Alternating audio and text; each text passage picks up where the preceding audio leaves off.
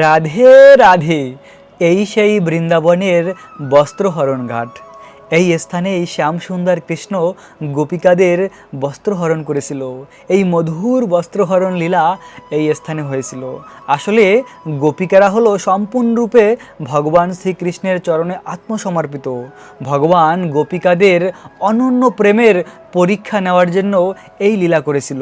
গোপিকারা প্রতিদিন কাত্যায়নী দেবীর পূজা করত কৃষ্ণকে প্রতিরূপে লাভ করার জন্য।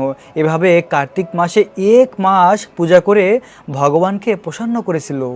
আর তখন লাস্টের দিন ভগবান এসে গোপিকাদের দর্শন দিয়েছিল, তাদের বস্ত্রহরণ করে তাদেরকে কৃপা করেছিল। এবং এই বস্ত্রহরণ লীলার মাধ্যমে ভগবান কৃষ্ণ এই জগৎবাসীকে দেখিয়েছে যে গোপিকারা কত মহান ভক্ত। তারা সম্পূর্ণরূপে কৃষ্ণের চরণে আত্মসমর্পিত ছিল। তারা কৃষ্ণের জন্য সব কিছু করতে পারে। তারা